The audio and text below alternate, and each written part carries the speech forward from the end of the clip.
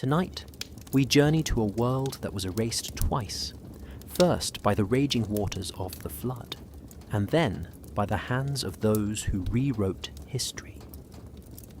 Atlantis, the civilization the Church calls a myth, was not a story, but a memory of a golden age, where humans mastered the stars, built monuments that still baffle us, and travelled the seas with knowledge long lost to time. Hidden maps, forgotten manuscripts, and whispers in ancient ruins suggest a civilization erased, yet carefully preserved for reasons we may never fully understand. Those who sought the truth faced silence, disappearance, and a world determined to forget. And those who glimpsed it, their voices were swallowed by centuries of carefully controlled memory. So before we dive into the secrets buried beneath oceans and stone, take a moment to like the video and subscribe, because what you're about to discover may change everything you thought you knew about human history. Something strange happens when you stare into the oldest stories of humanity. They do not whisper, they do not fade, they scream. They scream of a world that existed before the one we know, a world swallowed by water, a world wiped away so completely that even speaking of it became forbidden.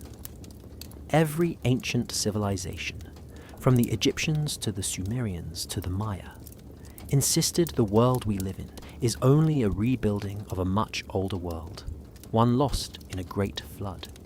Yet today, when we ask about that forgotten time, we are told it never existed. We are told it is only a myth. But sometimes a myth is only a memory wearing a mask. For thousands of years, people across the world told their children the same story. Long ago, there was a great civilization with knowledge so advanced it seemed almost magical. It understood the stars, the oceans, and the hidden parts of the earth. It thrived until a catastrophe struck. A flood so powerful it erased entire continents. Only a few survivors remained, carrying fragments of that ancient wisdom into the new world. This story appears everywhere. It is carved into stone walls, written on clay tablets, remembered in songs, and passed down through secret teachings. Yet, when the medieval church rose to power, this story was suddenly labelled as fantasy. Anything older than the world described in scripture was erased, mocked, or banned. The past was rewritten in the image of power. What makes this so unsettling is that the oldest records do not describe the flood as a myth at all. They speak of it with dates, locations, and details too specific to ignore. The Sumerians wrote that kings ruled before the flood for thousands of years. The Egyptians claimed their civilization stretched back to a golden age, guided by gods who were not gods, but teachers from a time before memory. Even the Greeks, who inspired so much of Western thought, believed their world was only the latest version of humanity, rebuilt after repeated eras of destruction.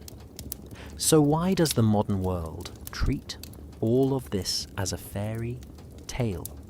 Why does the Church insist that no advanced civilization existed before around 6,000 years ago? And why do historians continue to avoid the uncomfortable similarities found in every ancient culture? The answer may be simpler and darker than we think. If there was once a civilization far older and more advanced than anything in the traditional timeline, then the entire foundation of official history collapses. The story taught in schools, preached in churches, and accepted for generations would no longer hold. The truth is this: ancient people were not confused. They were not inventing stories to entertain themselves. They were remembering. They were passing down the final echoes of a world their ancestors watched disappear beneath rising water. A world lost not only to disaster, but to silence, a silence enforced by those who later controlled what humanity was allowed to know. And if these stories are memories, not myths, then the world that vanished may be waiting to be rediscovered. The only question that remains is this: why were we never meant to remember it? When most people hear the name Atlantis, they think of fantasy. A lost island somewhere in the ocean, a myth told by a philosopher to teach a moral lesson. That idea is repeated so often that almost no one stops to read what Plato actually wrote. If they did, they would find something far stranger and far more unsettling. Because Plato never claimed Atlantis was a symbol. He never called it a story. He insisted it was history, passed down from priests in Egypt who kept records far older than anything in Greece. And that is where the warning begins. Plato wrote 2 dialogues, Timaeus and Critias, sometime around the 4th century before Christ. Inside them, he describes a great civilization that existed 9,000 years before the time of Solon, an Athenian lawmaker who first heard the story from Egyptian priests. If his timing is correct, the age of Atlantis reaches back more than 11,000 years. That date alone challenges everything in the traditional timeline of human history, and that is exactly why it made the medieval church uncomfortable.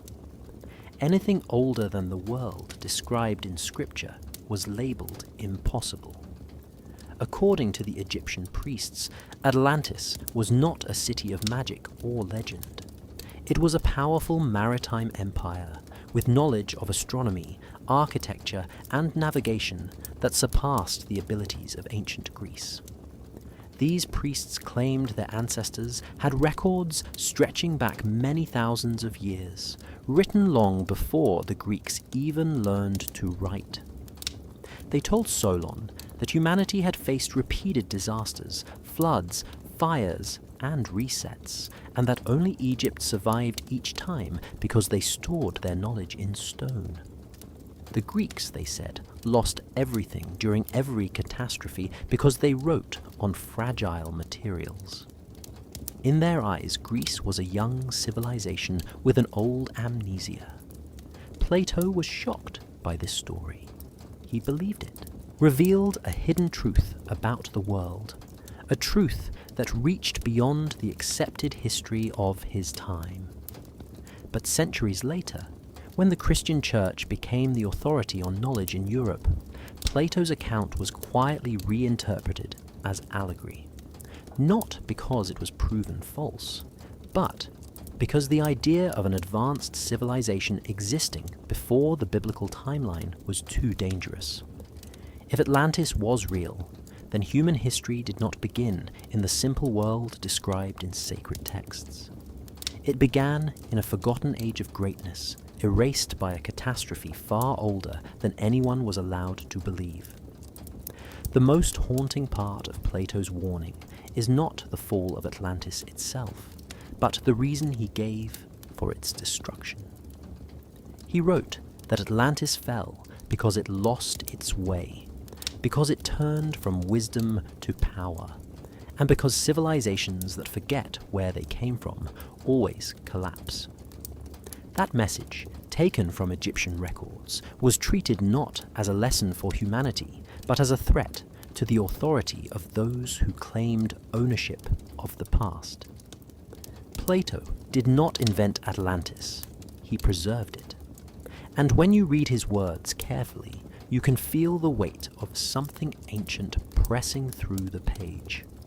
It is the echo of a world that once existed and the warning of what happens when its memory is buried. Long before the rise of Christianity, long before Rome became an empire, the ancient world bowed before a single female figure whose presence stretched across continents. Her name was Isis. To the Egyptians, she was the mother of every living thing, the protector of kings, the healer of the sick, and the one who carried the throne on her very name. Her influence was so powerful that for thousands of years she shaped the way humanity understood motherhood, compassion, and divine protection. Yet today, her story is often hidden in the shadows, even though her image stands quietly behind one of the most important figures in Christianity. Isis was not just a goddess. She was an idea. She represented the force that holds a broken world together, the love that survives even death, and the wisdom that guides the lost. Her story begins with tragedy. Her husband Osiris is murdered and dismembered by his jealous brother. Refusing to surrender to despair, Isis searches the world for the pieces of Osiris, brings him back to life through her magic, and conceives their son Horus. In this moment, she becomes the ultimate symbol of hope, the mother who births a savior destined to bring light back into a world shattered by darkness. For centuries, artists across Egypt and later across Greece and Rome carved and painted the same image of Isis. She is seated on a throne with her child Horus resting on her lap. She holds him gently, but with strength. Her face is calm, her posture protective, her aura full of divine authority. Anyone who has ever seen a statue of the Virgin Mary holding the infant Jesus cannot ignore the resemblance. The positions, the gestures, the symbolism are almost identical. Even early Christian writers admitted that ordinary people often confuse the two. When Christianity began spreading through the Roman Empire in the 1st and 2nd centuries after Christ, the cult of Isis was one of its strongest competitors. Her worship traveled far beyond Egypt. It reached Greece, Italy, France, Spain, and even Britain. Temples dedicated to her stood in major cities. Her followers prayed to her for healing, for miracles, for guidance in childbirth, and for protection at sea. She was called the Mother of the World. She was called the Queen of Heaven. She was called the Seat of Wisdom. These are the same titles the Church would later give to Mary. As Christianity gained power, the Church faced a challenge. How could they convert people who already had a beloved divine mother? Their answer was not to erase Isis completely, but to replace her with a figure who carried her attributes. Mary became the new mother figure, the compassionate protector, the holy healer, the Queen of Heaven. Over time, the similarities became so strong that many historians believe the Christian Madonna was shaped directly from the ancient image of Isis and Horus. The Church rarely speaks of this connection because it reveals something uncomfortable. That even the most sacred symbols of Christianity may be built upon far older foundations. The story of Isis shows us that ideas do not die. They evolve. They pass from one culture to another, changing shape, but keeping their core meaning. And when we look at the Madonna today, we are not just seeing Christian devotion. We are seeing the shadow of an ancient mother whose influence still lives quietly beneath the surface of faith. If you look closely at the ruins scattered across our world, a strange pattern begins to appear. It is a pattern that does not fit into the timeline written in textbooks or the story repeated by official history. Massive stones cut with surgical precision, temples aligned perfectly with the stars, megaliths weighing hundreds of tons placed in positions modern machines would struggle to move. These structures do not belong to simple ancient tribes. They hint at a civilization far older and far more advanced than anything we are told existed. And the strangest part is this: these anomalies appear everywhere.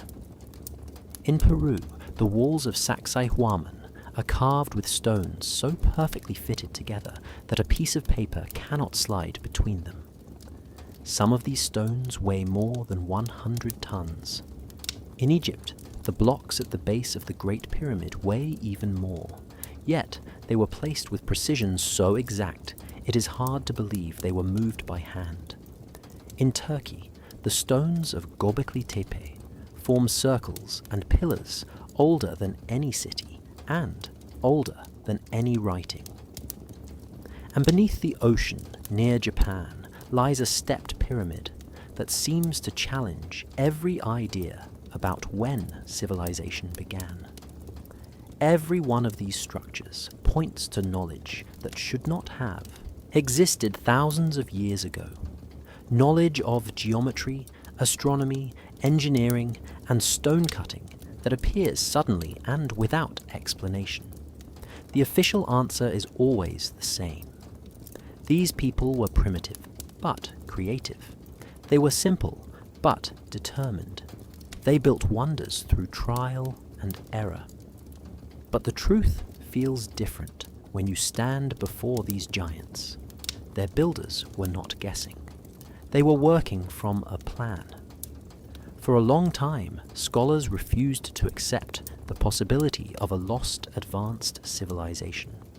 The idea threatened the entire story of human progress. If something great existed before Egypt, before Sumer, before the Indus Valley, then history needed to be rewritten from the ground up.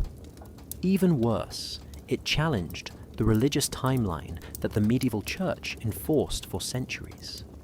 According to that timeline, the world began only a few thousand years before Christ. Anything older or more advanced than that created a dangerous question. How could humanity have possessed such knowledge if the world was still young? This is why the existence of a pre-existing global civilization is often ignored or dismissed. It does not fit the narrative, but the evidence is too widespread to hide. Across South America, Africa, Europe, Asia, and the Pacific, the same style of building appears. The same astronomical alignments appear. The same obsession with stars, solstices, and sacred geometry appears. It is as if ancient cultures across the world were remembering something, copying something, or trying desperately to rebuild something that once existed. Some researchers believe that after a global catastrophe, around 11,000 years before the present era, the survivors of an older civilization spread across the world. They carried fragments of their knowledge, teaching later cultures how to build, how to observe the heavens, and how to measure the earth. Over time, that knowledge faded, mixed with myth, and became the foundation of every early culture. And as new religions rose to power, the older stories were labeled pagan, erased, or locked away. If a civilization did exist before the ones we know, then the ruins we see today are not the beginning of human history. They are the last echoes of a world we were never meant to remember. There is a part of human history that almost no one talks about. It is the age before the flood, the age that ancient cultures described as a time when humanity was wiser, stronger, and more connected to the world than we are today. These stories appear in Sumer, in Egypt, in Greece, in India, and even in the Americas. They describe great kingdoms, lost technologies, and whole civilizations wiped out by a global disaster. But when the early church rose to power, something strange happened. These stories were not preserved as valuable memories. They were targeted as dangerous lies. In the early centuries of Christianity, the church needed a single creation story to unite believers. The book of Genesis offered that story. The world began in 7 days. Humanity began with Adam and Eve. Civilization began only a few thousand years before Christ. Anything that suggested humans existed before that timeline had to be erased or explained away. When priests and bishops encountered ancient texts describing advanced pre-flood civilizations, They made a decision that would shape history. They labeled them heresy. The Church Fathers argued that no human civilization could have existed before the biblical flood unless it was sinful or influenced by fallen beings. This allowed them to dismiss any ancient account that did not fit their doctrine. Egyptian records describing thousands of years of kings were called exaggerations. Sumerian tablets listing rulers who reigned for centuries were called fairy tales. Greek stories about earlier ages of humanity were called pagan fantasies. Instead of studying these records, they were pushed aside, burned, or sealed away. This war on prehistory did not come from hatred of knowledge, but from fear. If ancient civilizations existed long before the world described in Scripture, then the Church couldn't claim ultimate authority over the past. It could not control the story of humanity. People might begin to question the timeline. They might begin to question the Church itself. So the safest option was to declare that everything outside the biblical account was false. Over the centuries, this idea became so powerful that even modern scholars are influenced by it. Many historians still ignore evidence of ancient cultures older than 4,000 years, because it does not fit the timeline created in the early Middle Ages. Archaeologists who question the official story are mocked or silenced. Discoveries that do not fit the accepted narrative are dismissed as anomalies or frauds.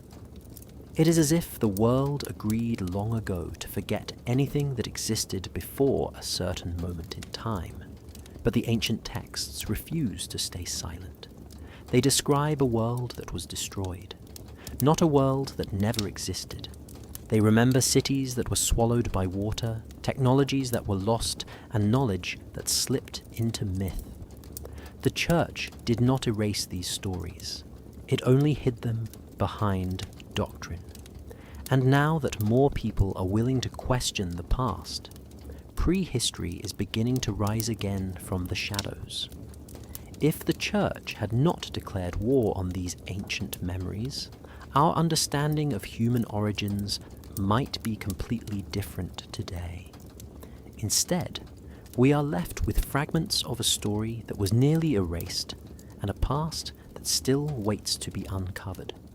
In every ancient story, there is a moment when the sky turns against the earth. The wind stops. The air becomes heavy. Animals grow restless, as if they sense something no human can see. Then the clouds split open and water begins to fall, not as rain, but as a punishment. It pours from the heavens in sheets that blur the horizon. Rivers swell. Oceans climb onto the land. Mountains vanish behind a grey wall. The world becomes a memory drowning under endless waves. Cultures separated by oceans, deserts, and centuries all tell this same terrifying story, the day the heavens fell. In Mesopotamia, the tale appears in the Epic of Gilgamesh. A hero named Utnapishtim is warned by the gods of a coming flood. He builds a vast boat, gathers animals, and survives the destruction that wipes out nearly all life. In ancient India, the same story appears with a man named Manu, who is saved from the flood by a divine guide. In Greece, Deucalion and Pyrrha escape rising waters and repopulate the world after the storm ends. Even in China, legends speak of a great deluge that reshaped the land. And across the ocean in Mesoamerica, the Maya describe a flood sent by the gods to erase a flawed human race so a better one could be created. These stories are not vague or symbolic. They describe the same events with details too precise and too universal to be ignored. A world destroyed by water, a warning given to a chosen family, a vessel built to survive the storm, a restart of civilization. How could so many cultures remember the same disaster unless it was real? The memory of the flood seems carved into the human mind, a scar passed down from generation to generation. Yet, one major region of the world seemed to forget this story completely during the Middle Ages. In medieval Europe, the flood became something different. It was simplified into a moral lesson about sin and obedience. It was reduced to a single biblical event, with no connection to other cultures or older histories. The Church discouraged comparisons with non-Christian flood stories, and often declared them false or corrupted. As a result, Europeans grew up believing their version was the only one that mattered. In doing so, they forgot that the rest of the world remembered a disaster far bigger than any single scripture. The real question is why so many ancient civilizations worked so hard to record the flood. They carved it into walls, they hid it in myths, they repeated it in rituals and in stories meant to survive long after their cities were gone. It was as if they wanted to warn future generations that the world had once been destroyed and could be destroyed again. The flood was not just a disaster. It was a reset, a moment when humanity was pushed to the edge of extinction. And the survivors who rebuilt the world carried the memory with them, shaping every culture that came after. When medieval Europe dismissed these stories, it lost more than ancient history. It lost the key to understanding how fragile civilization truly is, and how quickly the heavens can open once more. For most people, Atlantis is imagined as a sparkling island city swallowed by the sea in a single night. But what if that picture is too small? What if Atlantis was never a city at all? What if it was a system, a vast network of maritime centers that connected the ancient world long before any official timeline begins? When you study the clues scattered across Egypt, the Mediterranean, and the Americas, a different image begins to form. It looks less like a single island, and more like the memory of a civilization that once spanned the oceans. Plato described Atlantis as a powerful naval empire with influence reaching far beyond its homeland. He said it ruled territories on the other side of the ocean and possessed knowledge greater than the societies that came after. Most people assume this meant one location.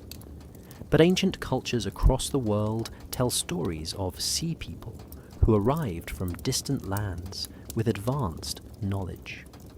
They taught astronomy, agriculture, and architecture. They built temples aligned with the stars. They carried symbols that match across continents separated by thousands of miles. These legends are too similar to be random. In Egypt, the god Thoth was said to have come from a sacred western land across the sea. In the Americas, the Maya spoke of a white, bearded teacher named Kukulkan, who came from the ocean bringing knowledge of the heavens. The Andean people of South America told stories of Viracocha, a mysterious figure who arrived after a great flood to rebuild civilization. All three are described as teachers from a lost world. All three appeared suddenly. All three left behind knowledge that seems too advanced for their time. The parallels are impossible to ignore. If these figures were real and not myth, then they may have been survivors of a larger system that collapsed.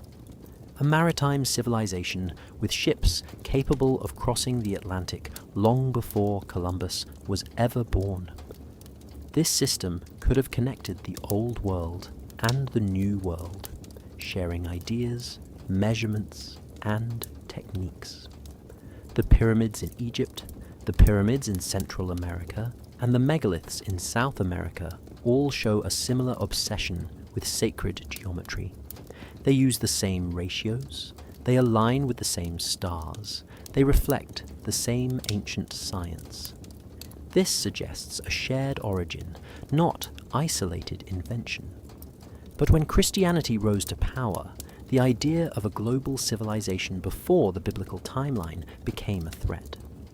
If Atlantis was a network that touched Egypt and the Americas, then it existed long before the world the Church described. That possibility had to be erased. So the story of Atlantis was reduced to a moral tale, a myth, a fantasy, something to be dismissed, not investigated. Any evidence of ancient oceanic contact was buried, ignored, or labelled impossible.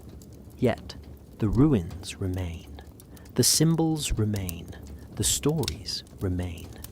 They whisper the same truth. Atlantis may not have been a single place. It may have been the first global civilization, one that left behind fragments of its knowledge across the world, waiting for us to see the pattern that was never meant to be discovered. There are maps in our world that should not exist. Maps drawn centuries before satellites, centuries before global navigation, and centuries before the invention of accurate maritime tools. Yet, somehow, they show coastlines that no explorer should have known. Mountains no medieval scholar could have seen. Even lands hidden under ice long before recorded history. These maps are more than curiosities. They are cracks in the story we have been told about our past. And when examined closely, they point to something much older, something the Church quietly pushed into myth. The most famous example is the Piri Reis map, created in the year 1513 by an admiral of the Ottoman Empire.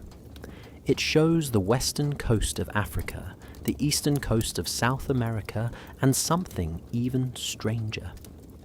A detailed outline of the northern coast of Antarctica, centuries before Antarctica was officially discovered.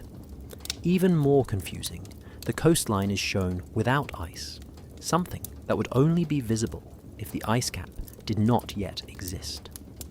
Modern scientists believe this ice has been there for thousands of years. So how did a 16th century mapmaker draw what no one alive had ever seen? Piri Reis himself claimed he did not make the map alone. He said he copied it from much older source maps collected over centuries. Some came from ancient Greece. Some came from unknown origins. Some were so old, he believed they belonged to civilizations long forgotten. These were the maps the Church never wanted people to ask about. Because if the source material was ancient, it meant that someone thousands of years earlier had charted the world with a skill equal to or greater than modern cartographers. Another example is the Orontius Phineus map, drawn in the year 1531. It also shows Antarctica, with detailed rivers and mountain ranges. The map is so accurate that modern experts can match its features to present-day satellite images. Yet, Antarctica is supposed to have been covered in ice for more than 6,000 years. The only way this map could exist is if someone had explored the continent long before the ice returned, long before the Bible's timeline begins, and long before humanity was supposedly capable of global exploration. There are other maps too. The Buache map, the Zeno map, the Haji Ahmed map, all showing impossible coastlines or advanced knowledge of geography. The more you study them, the more one disturbing possibility forms. These maps were not creations of the cultures that preserved them.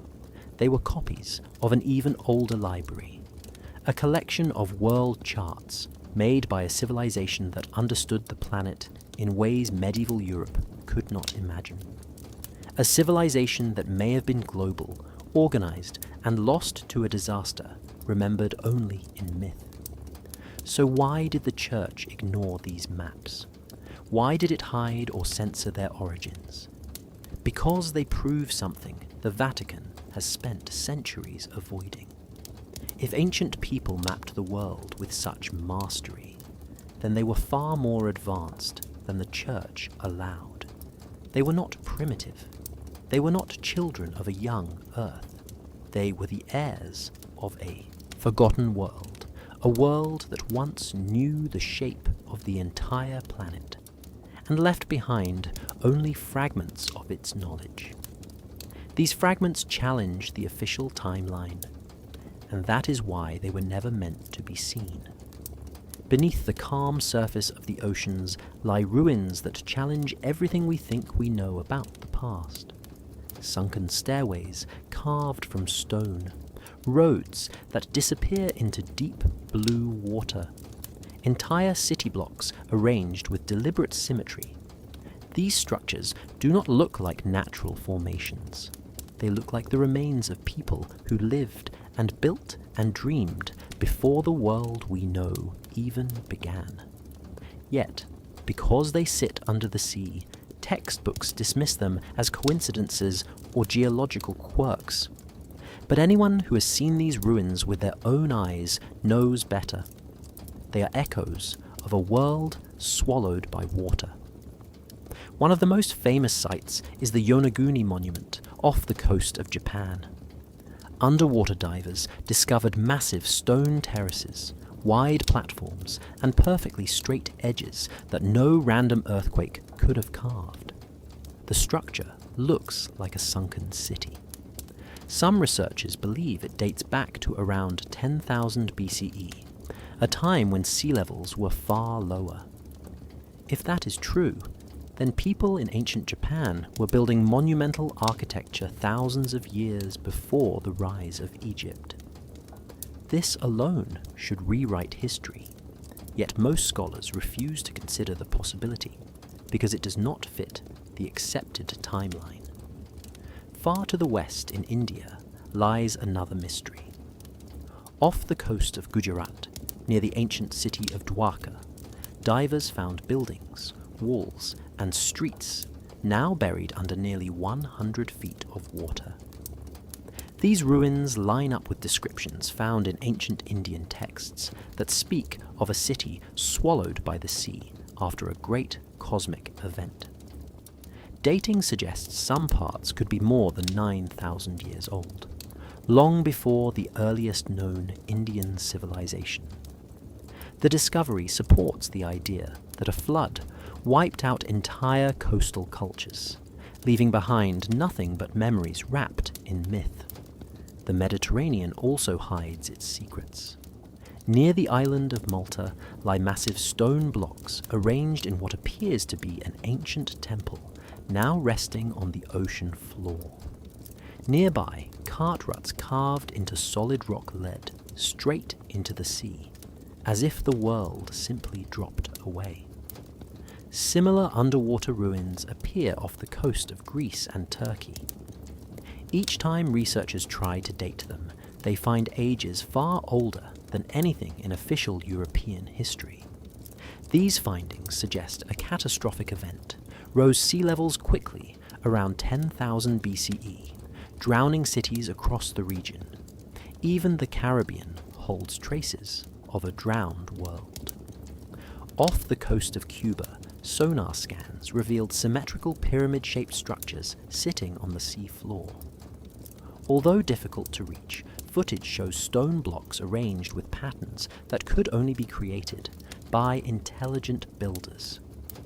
If confirmed, this site could be one of the oldest human settlements ever found, existing at a time when the Caribbean looked completely different from today.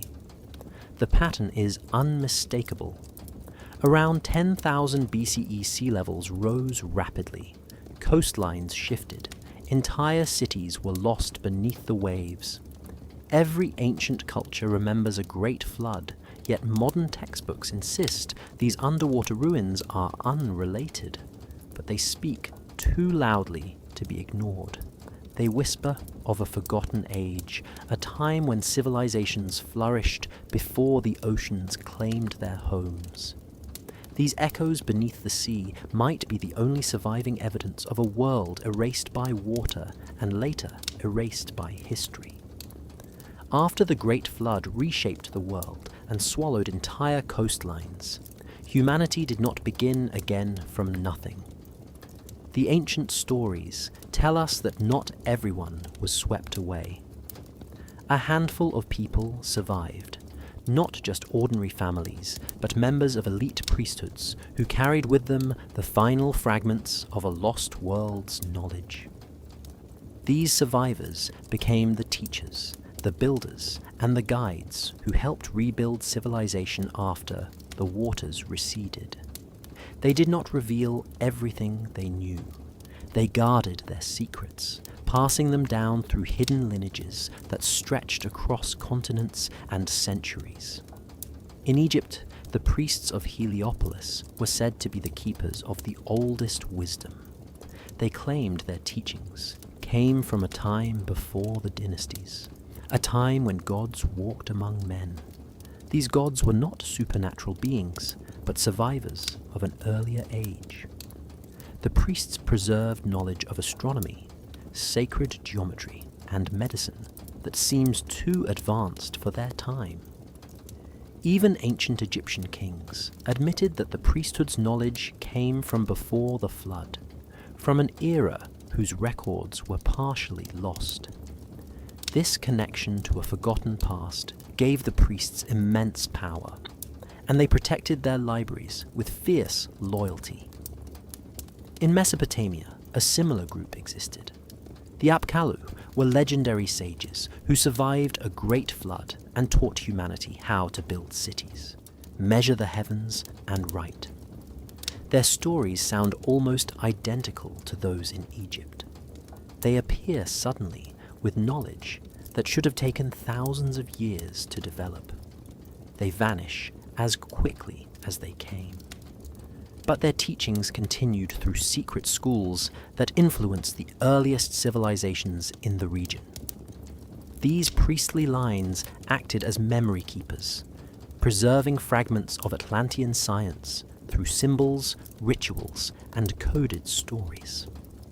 In the Americas, ancient cultures spoke of wise teachers who survived the destruction of an earlier world. The Maya believed that their knowledge came from beings who lived before the last era of humans. In the Andes, legends say Viracocha carried wisdom from a sunken homeland and taught people how to rebuild their lives. These figures share the same traits as the Apkallu and the Egyptian teachers. They appear after a catastrophe. They bring advanced techniques. They build monuments aligned with the stars. Everywhere the story is the same, pointing to a shared origin that mainstream history refuses to explore. These priesthoods did not teach freely. They believed that true knowledge was dangerous in the wrong hands. So they passed it only to chosen students, often in hidden temples or remote mountains. Over time, these secret lineages became the foundation of mystery schools, early scientific traditions, and esoteric orders. Their teachings shaped the architecture of pyramids, the design of calendars, and the myths that guided entire civilizations. When later religions rose to power, they viewed these ancient priesthoods as threats. Their knowledge contradicted official creation stories. Their symbols suggested an older world that the Church wanted forgotten. Many of their teachings were banned or labeled heretical. Yet the knowledge survived in fragments, hidden within rituals, symbols, and myths. It survived because the priesthoods refused to let the memory of the old world die. If these secret lines had not existed, humanity might have truly restarted from zero after the flood. Instead, we inherited small pieces of a lost civilization, pieces that still echo in our sciences, our stories, and our mysteries today. After the flood reshaped the world, survivors spoke of teachers who arrived with knowledge far beyond anything ordinary people had ever seen. They were not rulers in the ordinary sense. They were god-kings, figures who commanded respect because they carried secrets from the age before the waters rose. In Egypt, Thoth appeared as a master of writing, mathematics, and astronomy. In the Americas, Quetzalcoatl instructed the Maya and Aztecs in agriculture, astronomy, and sacred calendars. In the Andes, Viracocha taught architecture, engineering, and the principles of civilization. These figures shared a singular purpose. They were keeping alive the wisdom of a world nearly erased. Thoth, known as the ibis-headed deity, was credited with the invention of writing, the creation of calendars, and the measurement of the stars. He appeared to kings and priests, teaching them how to calculate the movement of planets, the cycles of the moon, and the rhythm of the Nile. Every temple and monument in Egypt reflects his instructions. Yet Thoth claimed that his wisdom came from a time before the dynasties, from a civilization the modern church would later call myth. His teachings survived only because the priests recorded them in secret and passed them to chosen students. Quetzalcoatl emerged in Mesoamerica centuries after the flood. He taught agriculture, astronomy, and mathematics to the Maya and Aztecs. He introduced the concept of zero, knowledge of planetary motion, and the construction of massive pyramids aligned with celestial events. His influence is seen in the careful alignment of cities and temples to the sun, the moon, and Venus. This knowledge appears suddenly, fully formed, as if it had been carried across oceans and delivered to civilizations that had no previous record of it. The stories suggest a continuity of knowledge that predates recorded history. Viracocha, the creator god of the Andean people, taught the rebuilding of society after the flood. He showed humans how to construct terraces, canals, and fortified cities. He instructed them in astronomy, measuring the movement of the stars and predicting solstices. Even the largest stone structures in Peru and Bolivia reflect his teachings. Legends say he came from across the sea carrying the memory of a world lost beneath water. His instructions were precise and systematic, showing a level of engineering impossible for the supposed age of humans at the time. The appearance of these god-kings across different continents raises a remarkable question. How could such advanced knowledge appear in distant cultures at the same moment in time unless it came from a common source? Each of these figures carried a fragment of pre-flood science and mathematics. They rebuilt what was lost, teaching what could be preserved. Over centuries, their stories were mythologized. Yet the structures, calendars, and astronomical alignments remain as proof that knowledge survived the flood. These god-kings were not divine in the supernatural sense. They were the survivors of an earlier age, guardians of wisdom too dangerous to be forgotten. They ensured that humanity could continue, that the memory of an advanced civilization did not vanish completely beneath the waves. And today, when we study their monuments, their calendars, and their teachings, we are glimpsing the science of a world the Church would later call myth. A science the modern world is only beginning to understand. The story of the Tower of Babel is often told as a simple cautionary tale. Humanity wanted to build a tower to reach the heavens, and God confused their language to scatter them across the earth. But what if there is a deeper truth hidden beneath the familiar story?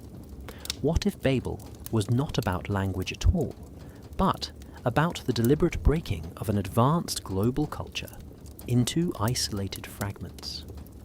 If you read the oldest sources carefully, you see a pattern that suggests the flood survivors tried to preserve knowledge, and then a power long after them sought to erase it. Before Babel, the world may have been connected in ways we cannot imagine today. Trade, communication, architecture, and astronomy spanned continents. The same mathematical knowledge appears in Egypt, Sumer, and the Americas. The same building techniques are found in Peru, Turkey, and India. Legends tell of teachers and sages who travelled across oceans, instructing human societies in agriculture, the stars, and medicine. The tower may have been a symbol of that unity, a literal and metaphorical pinnacle of shared knowledge, and someone wanted it destroyed. The biblical story describes confusion and scattering. Perhaps this confusion was not accidental. By breaking a single language into many, by separating people geographically and culturally, knowledge could be diluted, corrupted, or hidden. Civilizations that once spoke the same codes, measured the same stars, and built the same cities, suddenly had barriers they had never known. Skills and memory had to be preserved orally or in secret traditions, making it far easier for powerful authorities to control what remained. Evidence for this theory appears in linguistic studies and in archaeology. Ancient Sumerian, Egyptian, and Dravidian words show surprising similarities. Ancient myths across cultures describe a flood, followed by the rise of cities guided by divine teachers. In Mesoamerica, the same flood story appears, and the construction of pyramids begins soon after. Could these be remnants of a once unified world, scattered by a deliberate reset? Scholars have largely ignored these patterns, preferring simple explanations that fit their accepted timelines. The idea that Babel represents a controlled reset of humanity also helps explain why much of pre-flood knowledge vanished. By isolating cultures, the connections that preserved advanced mathematics, astronomy, and engineering were broken.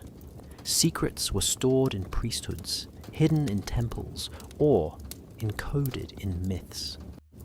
Over centuries, the original science became difficult to reconstruct. The world had not forgotten by accident. It had been guided into a pattern where memory would be fragmented, history would be lost, and the past could be shaped by those who survived the scattering. Babel was not just a tower. It was a turning point. It marked the transition from a connected global culture to the isolated civilizations that we now study. It explains the sudden appearance of similar but independent technologies and monuments across the globe. It suggests that the story of human progress we are taught may be only a partial narrative. Behind the tale of language lies the echo of a world deliberately divided and a civilization whose unity was erased by those who sought control over memory, knowledge, and power. For centuries, the Church insisted that the world had a beginning, a precise moment in time that could be calculated. According to medieval theology, the Earth was created in 4004 BCE. This date became the foundation for all of history, from Adam and Eve to Noah and the rise of civilizations. Every story, every king, every event was measured against this timeline. It was not just a number, it was a tool of control. If history began when the Church said it began, then everything else could be framed to support their authority. The Church claimed ownership of time itself. The insistence on a young world served a clear purpose. If humans had existed thousands of years before 4004 BCE, then the stories of floods, lost cities, and advanced civilizations could not be dismissed as pagan myth.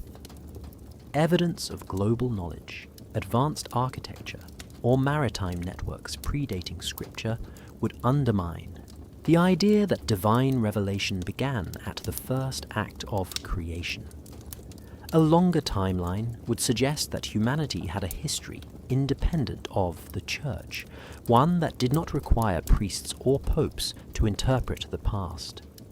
This was unacceptable to the authorities of medieval Europe. Chronologists and theologians of the Middle Ages worked tirelessly to reconcile genealogies from the Bible, ancient histories, and known events to support this date. Every king and ruler was positioned carefully along the timeline to create a seamless chain from Adam to the present. If discrepancies appeared, they were edited or explained away. Knowledge that suggested an older Earth was dangerous. Manuscripts describing pre-flood civilizations were labeled heretical or pagan. Scholars were warned, books were censored, and libraries were purged. The problem is that the world is older than 4004 BCE. Geological evidence, fossil records, and ancient monuments suggest a much longer human history. Yet, the medieval church had already set the narrative. By placing the beginning of the world in a fixed moment, they framed all subsequent events as dependent on divine authority. Anything older could not be trusted. It challenged the monopoly over knowledge and the church's claim to be the interpreter of truth. In short, a longer past threatened their power. Even today, the influence of this doctrine is visible. Many textbooks still present history as beginning with biblical events, and any evidence of older civilizations is framed as anomaly or myth. The Church's young world doctrine shaped the way generations understood time, morality, and human potential. It convinced millions that history began when God said it began, and anything older could be ignored or reinterpreted. By enforcing a fixed starting point, the Church did more than define a date. They controlled perception, dictated what could be known, and erased the memory of civilizations that might have flourished before the biblical timeline. 4004 BCE was more than a date. It was a declaration that the past belonged to the Church, that knowledge outside their control was dangerous, and that humanity's history could be shaped by those who wrote it down and chose what to remember. Long before the medieval church ruled over Europe, long before papal decrees shaped the flow of history, there existed books that preserved the memory of a world erased. These weren't ordinary stories or simple myths. Texts like the Book of Enoch, the Book of Jubilees, and the Colburn manuscript contain knowledge of the pre-flood world, describing civilizations, astronomy, mathematics, and events that mainstream history denies. They speak of a humanity far older and more advanced than we are taught. But for centuries, the Church declared these texts forbidden, dangerous, and heretical. The Book of Enoch, for example, describes the fallen angels, the watchers, and the secrets of the heavens. It contains calculations of celestial movements, long before modern astronomy, and warnings about the corruption of mankind that led to the flood. The Book of Jubilees retells creation and early human history with precision, giving dates and events that predate Genesis by thousands of years. The Colburn, a collection of texts preserved in Scotland and Egypt, speaks directly of ancient catastrophes, advanced knowledge of the earth, and warnings for future generations. Together, these books form a library of wisdom that challenges the Church's timeline and doctrine.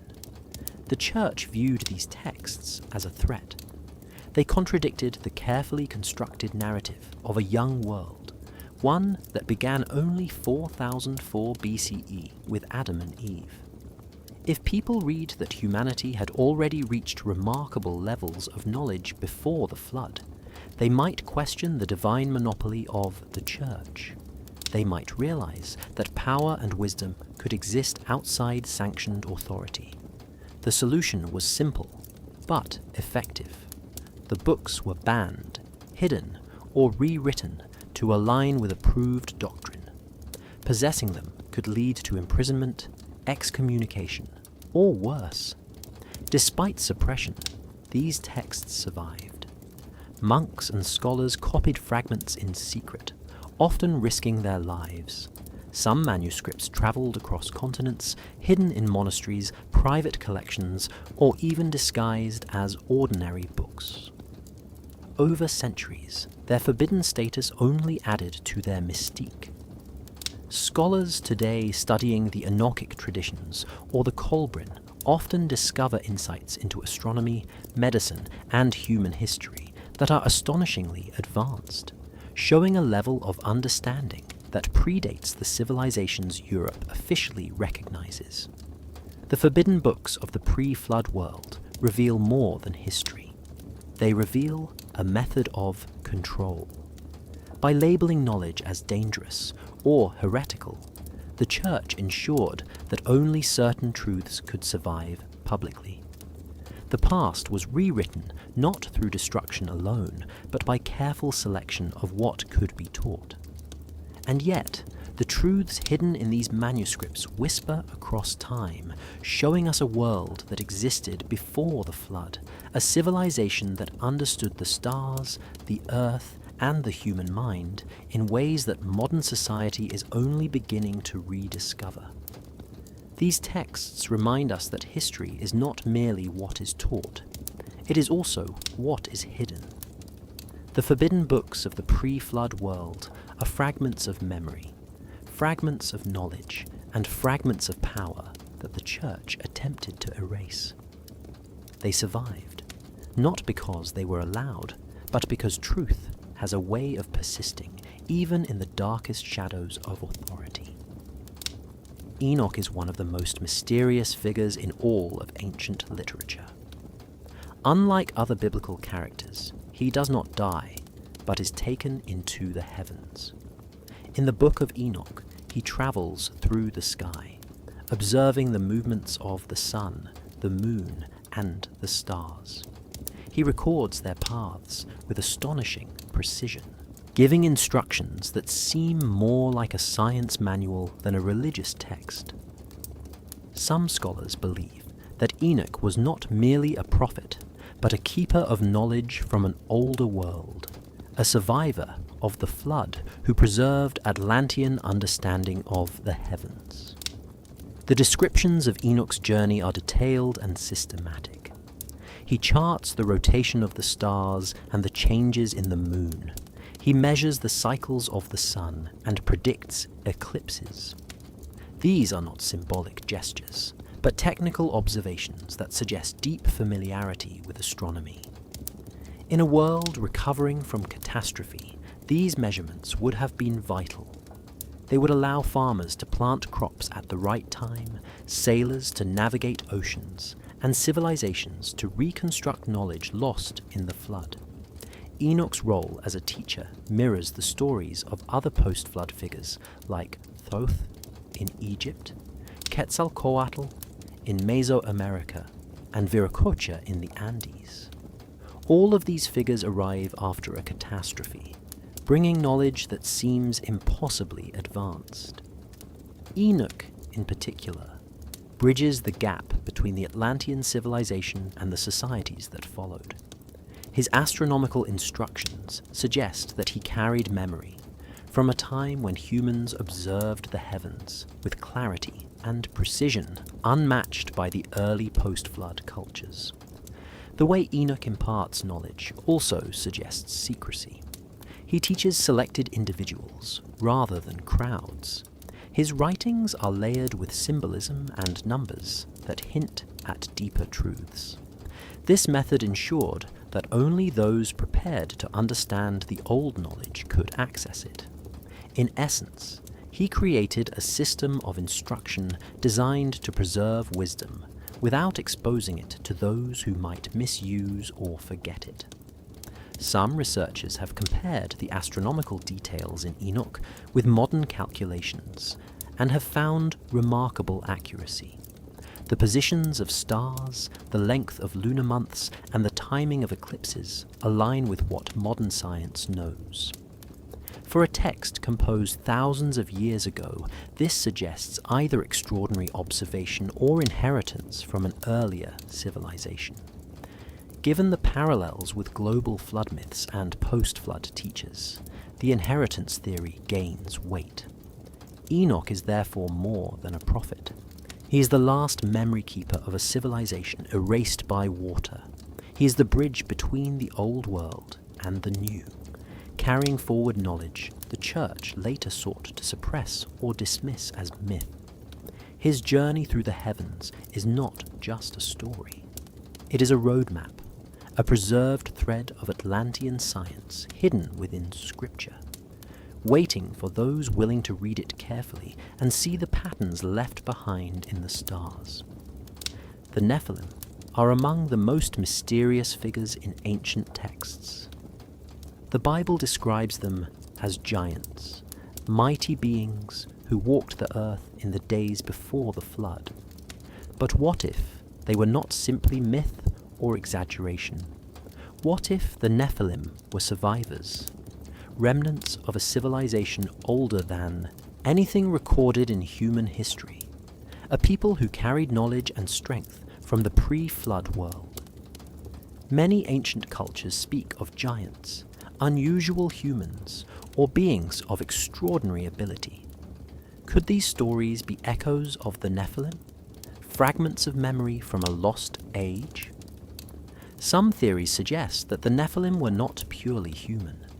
They may have been the offspring of advanced beings, or even survivors of an earlier civilization that flourished before the floodwaters rose.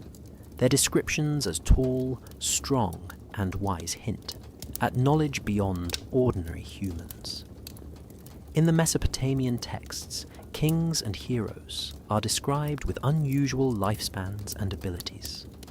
In the Americas, legends of giants appear in oral traditions, describing a race that walked before the known human civilizations and left behind megaliths that no ordinary people could have built. Everywhere these stories appear, they share a similar pattern. The Nephilim were different, and they carried secrets of an older world. The flood may have destroyed the vast majority of these beings, but fragments survived. Some may have interbred with humans, passing down traits of intelligence, strength, and specialized knowledge. Others may have been remembered as gods or teachers, the figures who appeared after the flood to guide rebuilding societies. Thoth, Quetzalcoatl, and Viracocha could all be echoes of this same advanced line, transmitted as legend to preserve what remained of the pre-flood world. The Nephilim then become more than a curiosity. They are a bridge between the world lost and the world rebuilt. Mainstream history prefers to dismiss the Nephilim as metaphor or as divine punishment made flesh.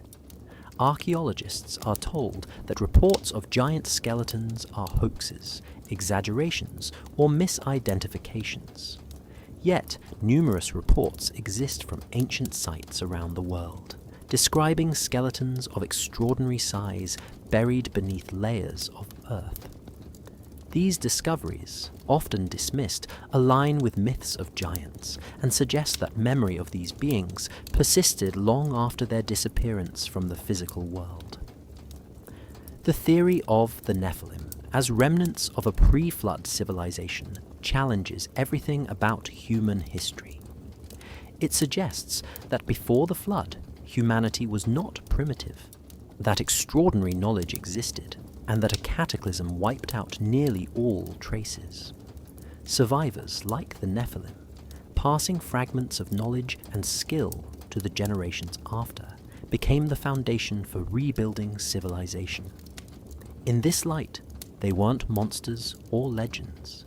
They were memory keepers, carriers of a lost age, and a reminder that the story of humanity is far deeper than the fragments we were allowed to inherit. The Great Sphinx of Giza has watched over the desert for thousands of years, yet its true age remains one of the greatest mysteries of history. Modern textbooks claim it was carved during the reign of Pharaoh Khafre, around 2500 BCE, but the evidence carved into the stones suggests a far older origin. Deep weathering patterns along the body and face hint at water erosion, not wind or sand. Rainfall intense enough to cause this type of erosion would have occurred thousands of years before the known dynasties, a time when Egypt was already experiencing massive floods. The Sphinx may be far older than the church or mainstream historians want us to believe. Beneath the Sphinx, archaeologists and geologists have long suspected hidden chambers. Explorations suggest voids and tunnels that have never been fully examined, blocked by stone and sealed with layers of sediment. Ancient texts and local legends speak of secret passageways containing knowledge from a forgotten civilization. Could these chambers have held texts, tools, or maps from the pre-flood world? If so, the implications are staggering. The Sphinx would not be a mere monument, but a repository of memory from a civilization erased by catastrophe. For centuries, the Church maintained close ties with early Egyptology. When European explorers and scholars first began studying the pyramids and Sphinx in the 15th and 16th centuries, much of what they uncovered was filtered through clerical networks. Certain discoveries were never published or were dismissed as superstition. Scholars who questioned the official narrative were labelled heretical or silenced. This alliance ensured that the pre-flood origins of the Sphinx, if they were known, remained obscured, replaced by a version of history that fit neatly within the biblical timeline. The Sphinx's symbolism also suggests deeper knowledge. Its alignment with the rising sun during equinoxes, its connection to the pyramids, and the mathematical ratios carved into its structure imply astronomical and architectural understanding far beyond what was assumed for the era of Khafre.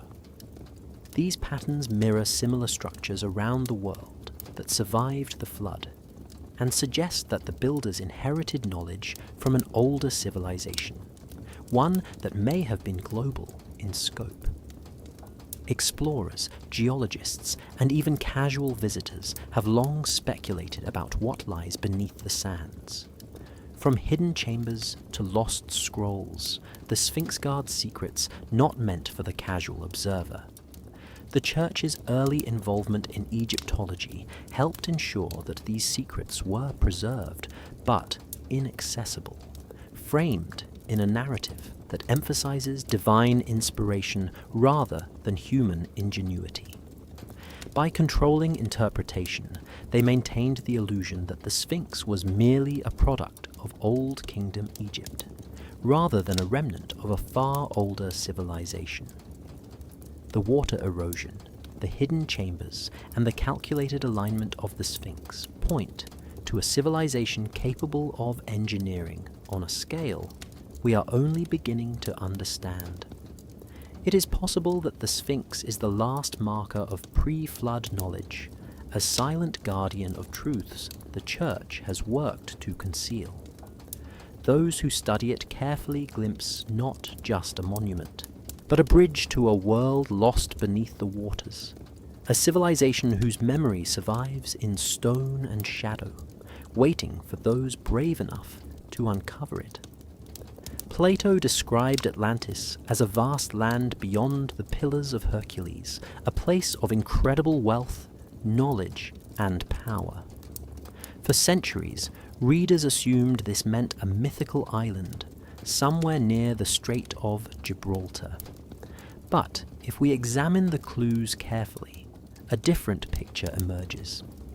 The Pillars of Hercules may have been more than a physical landmark. They could represent a gate, a passageway into memory itself, a symbol of the boundary between recorded history and the lost knowledge of a civilization the Church wanted forgotten.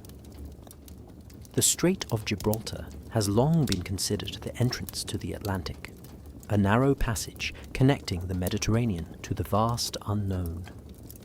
Plato's writings suggest that beyond this boundary lay a land rich with advanced cities, monumental architecture, and knowledge surpassing that of classical Greece. Historians dismissed these descriptions as allegory, yet echoes of similar civilizations appear across the Atlantic in the Americas.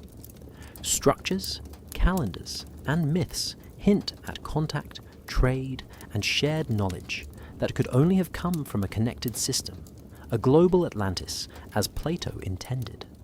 Suppressed clues appear in ancient maps and texts. Some early manuscripts describe lands lost beneath the ocean, cities aligned with stars, and ships capable of crossing vast distances. These hints were often omitted or altered in later copies, particularly those preserved under church supervision. By controlling what details were shared, authorities ensured that the memory of a pre-flood global civilization remained hidden, replaced by a story that fit the biblical timeline and the church's claim to authority over human knowledge. The idea of the pillars as a gate also has symbolic meaning. In many ancient traditions, a gate represents a threshold between the known and the unknown, between the ordinary and the sacred.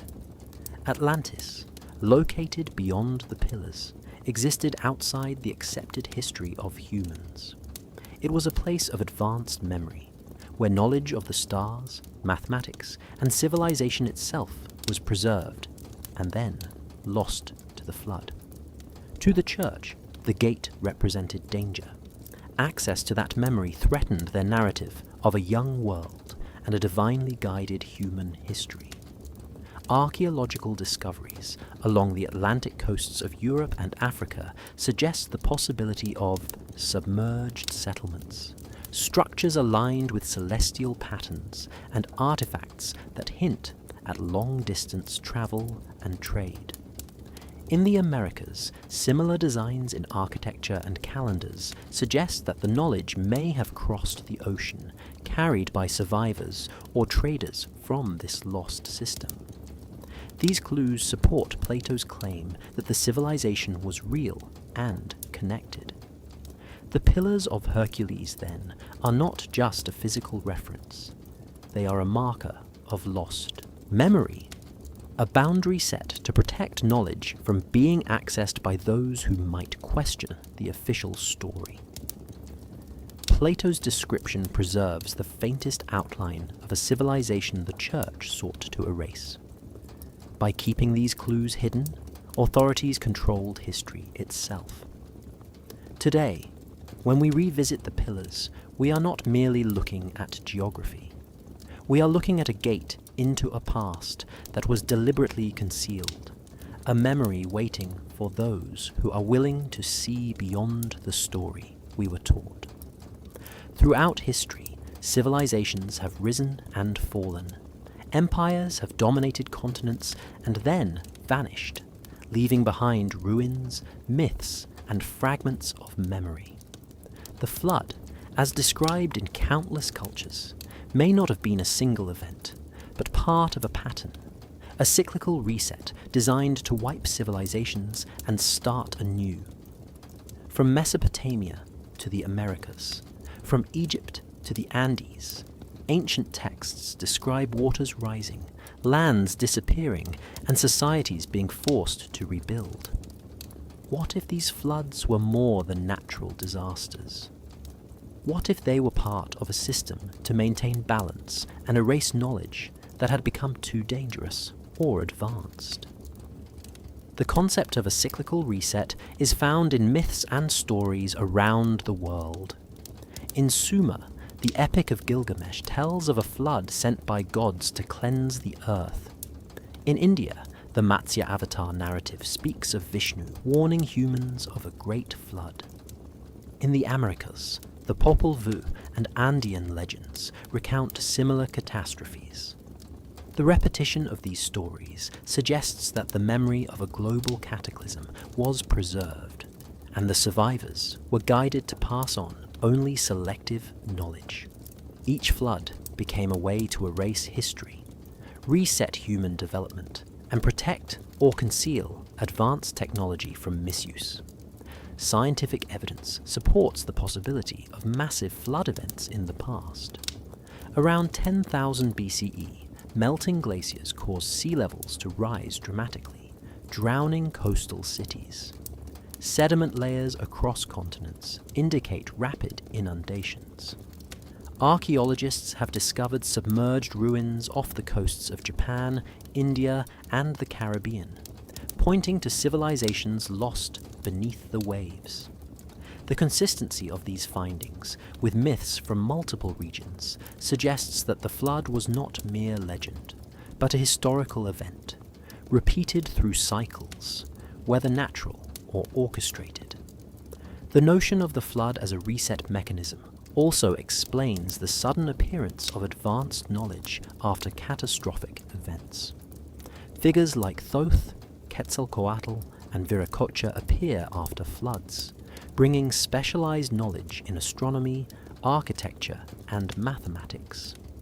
They seem to inherit wisdom from civilizations erased by water, acting as memory keepers to guide humanity without allowing dangerous knowledge to spread too freely. This method ensured that the survivors could rebuild while keeping the memory of the previous civilization fragmented and controlled. If the flood was cyclical, it also reveals why so much of pre-flood knowledge was lost or deliberately hidden. Each reset allowed a select group of elites, priests, or secret societies to preserve fragments of the old world, while ensuring that the masses had only enough understanding to survive. By controlling memory, these groups shaped history and guided the rebirth of civilization according to their priorities. The flood, then, becomes not just a catastrophe, but a tool of preservation, suppression, and selective transmission of knowledge. Understanding the flood as a reset mechanism forces us to reconsider our timeline of human history. Civilization may have existed long before the dates we accept today. Knowledge, technology, and culture may have flourished and been erased repeatedly. The flood is not merely an ancient story. It is a warning, a record of cycles, and a clue that humanity's history is far deeper, more complex, and more carefully managed than any textbook allows us to see. After the flood reshaped the continents, the survivors of Atlantis did not simply vanish. They moved, migrated, and carried with them the skills, knowledge, and craftsmanship of a civilization lost beneath the waves. Across Europe, Asia, and the Americas, ancient megaliths stand as silent testimony to these master architects. Stone structures, carefully aligned with the stars, and massive blocks moved with precision that still baffles modern engineers, suggest a continuity of knowledge. These were not random constructions. They were deliberate, calculated, and preserved the memory of a civilization that the Church later called myth. In Europe, the megalithic temples of Malta and the stone circles of Britain demonstrate extraordinary architectural planning. Each stone is placed to align with solstices and lunar cycles.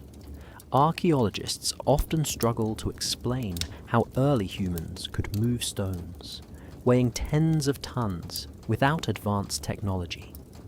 When viewed in the context of post-flood migrations, these constructions make sense.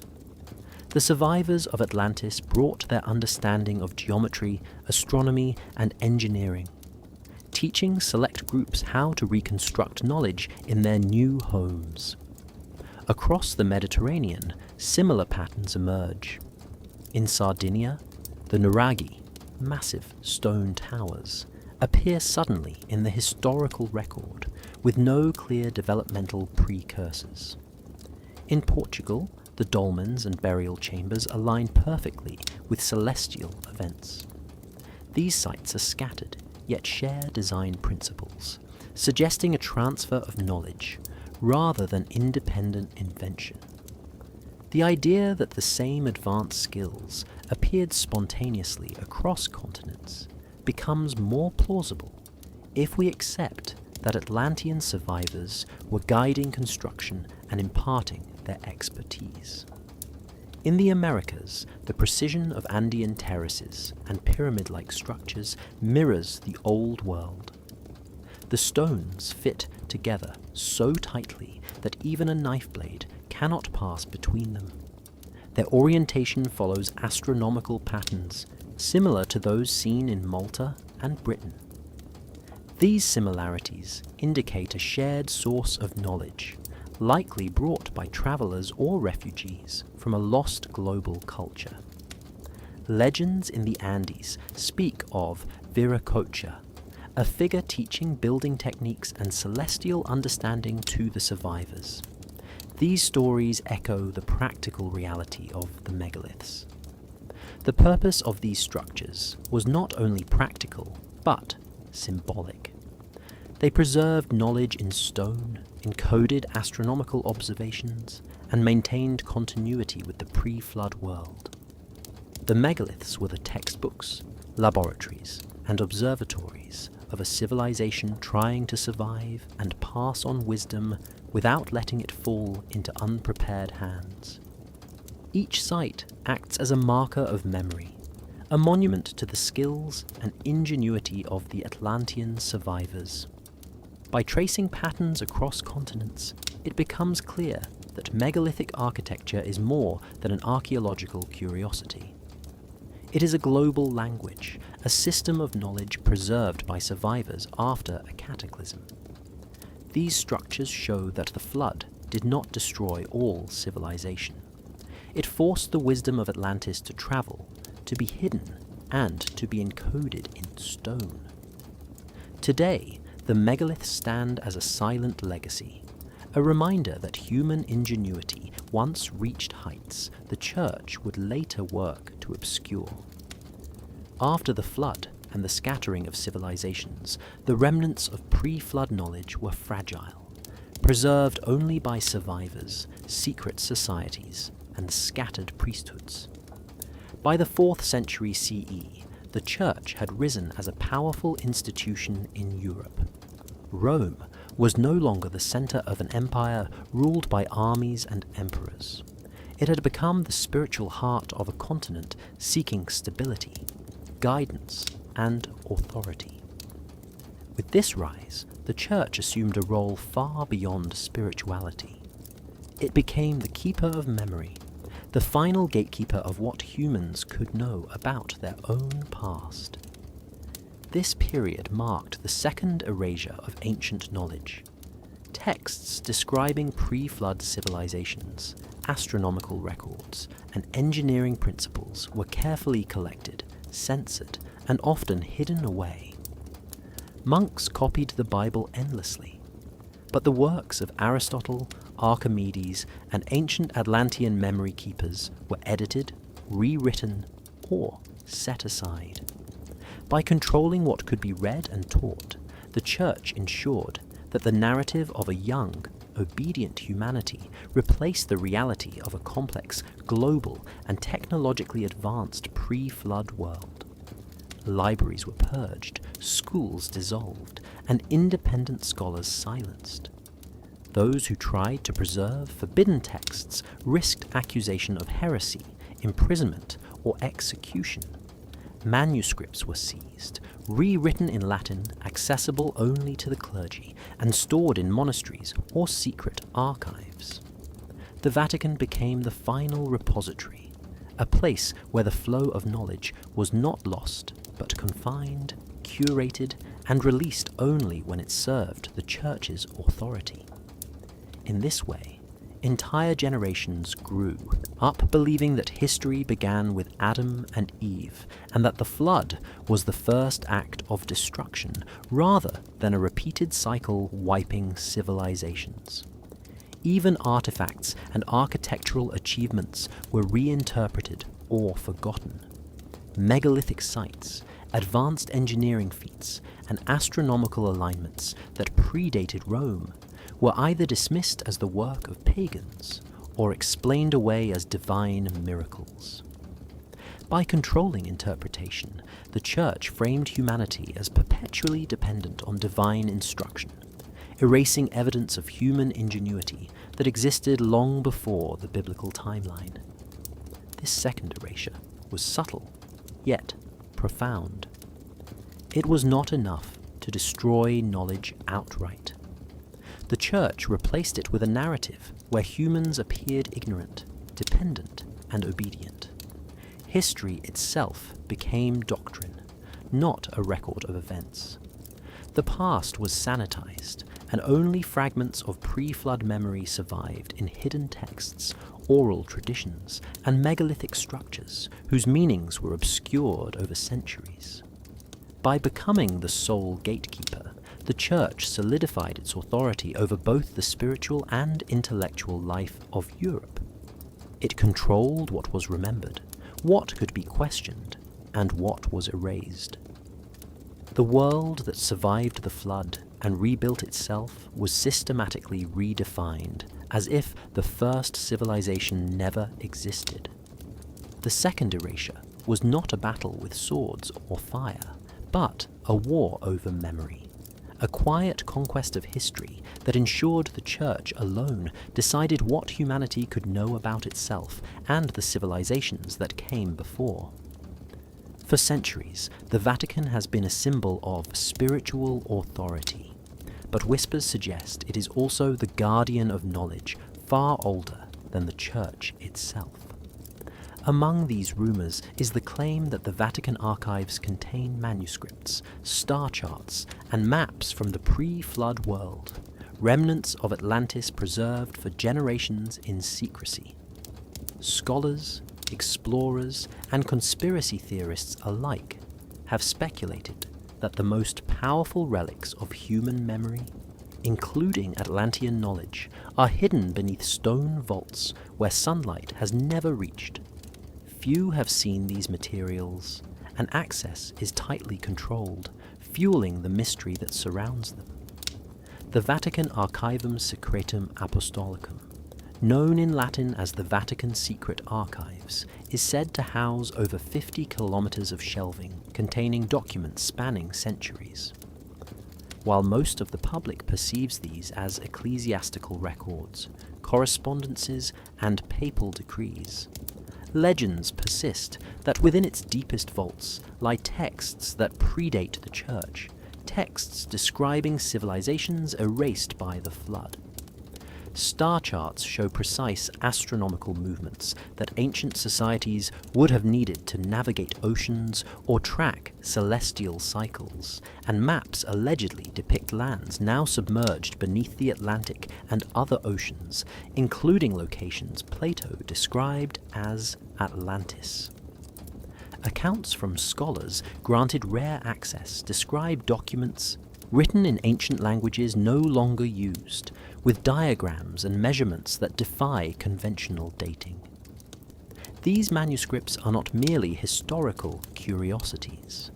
They contain knowledge of geometry, astronomy, and advanced technologies, hinting that civilizations long erased had an understanding of the world far beyond what we are taught. The Church has never confirmed these claims, but the persistent secrecy adds weight to the idea that something extraordinary exists within the archives. Why would the Church keep such documents hidden? Knowledge is power. If humanity understood the extent of pre-flood civilizations, the narrative of a young world and divine instruction would be challenged. By controlling access to ancient maps and star charts, the Vatican could maintain authority over history, science, and culture, ensuring that humans relied on the Church as both spiritual guide and interpreter of truth.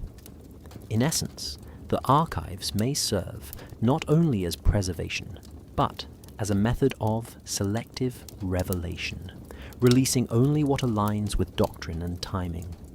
The possibility that Atlantis, or its knowledge, exists in the Vatican archives reshapes our understanding of history. It suggests a continuity of civilization, hidden by design, and a deliberate suppression of pre-flood memory.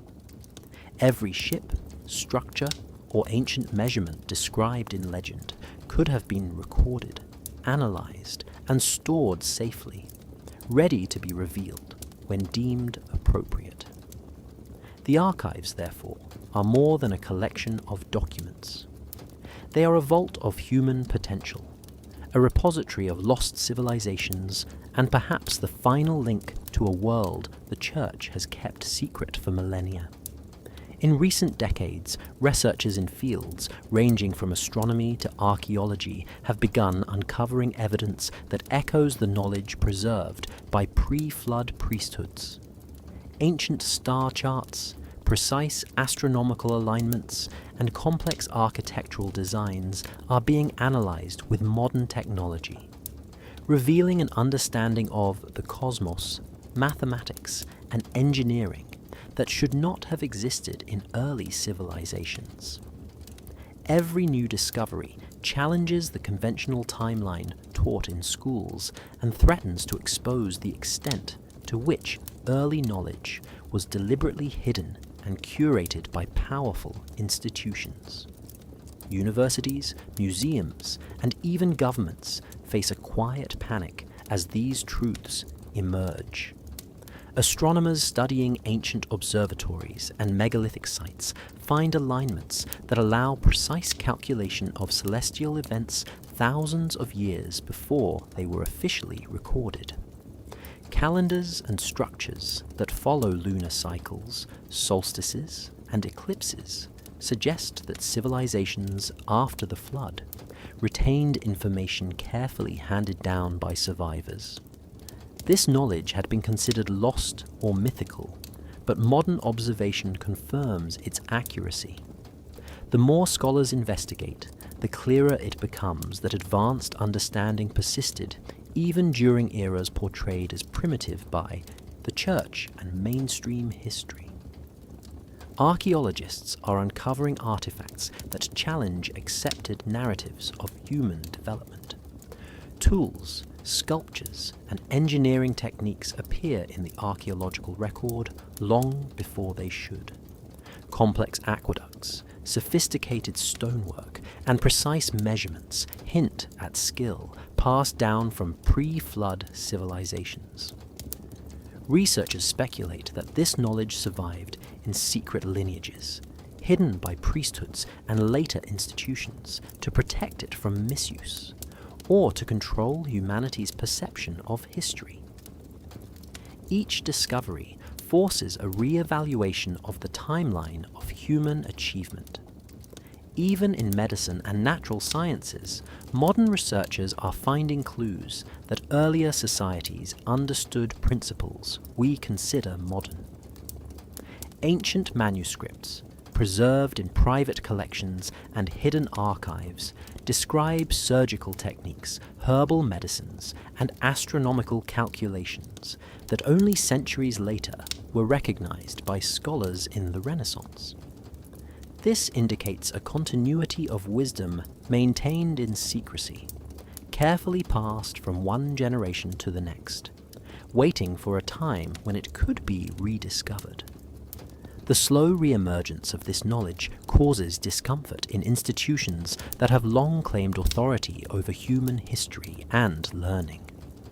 Universities and religious authorities are challenged to reconcile evidence of ancient sophistication with narratives they have taught for centuries.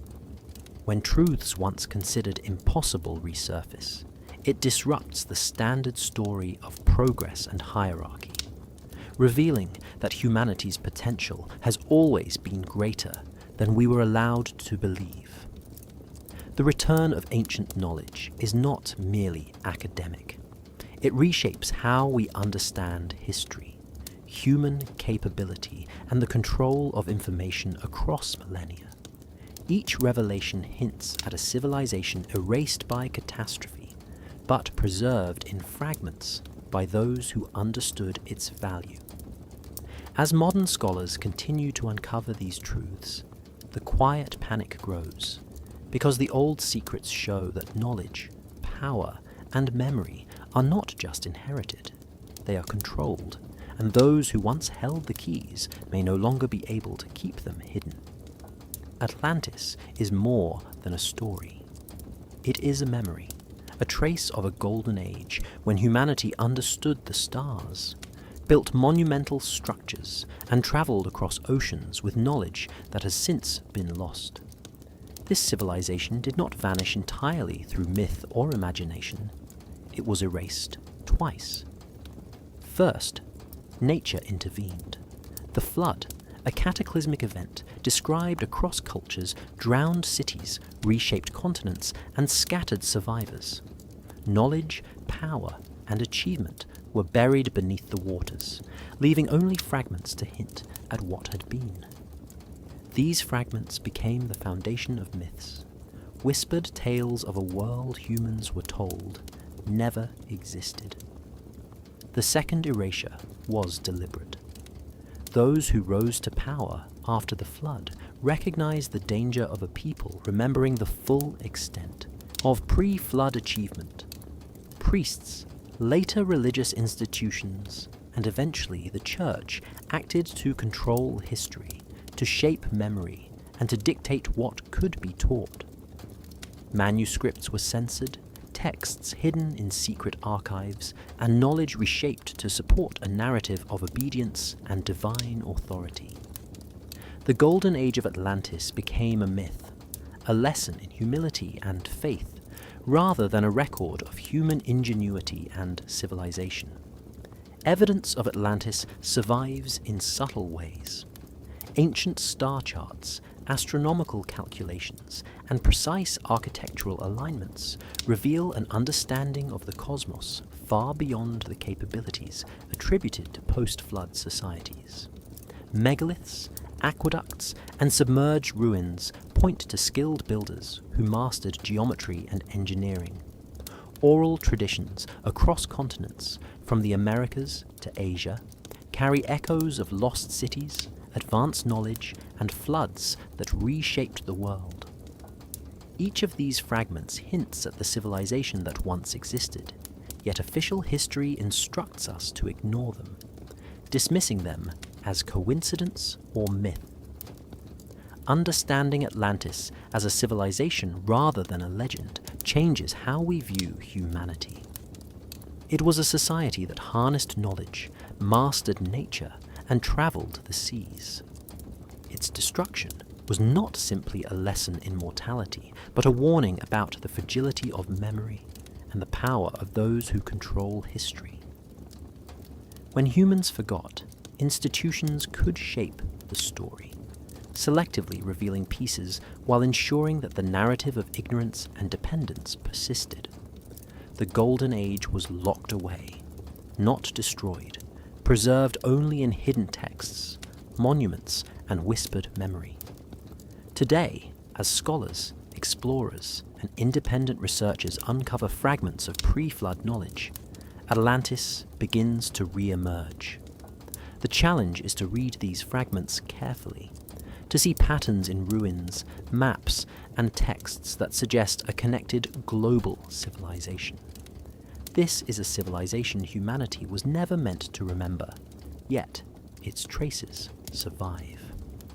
Atlantis is proof that history is not only what happened, but what we are allowed to know. The Golden Age may have been erased, but its memory, carefully preserved, waits for those willing to see beyond the stories we were taught, and to remember the world as it once truly was.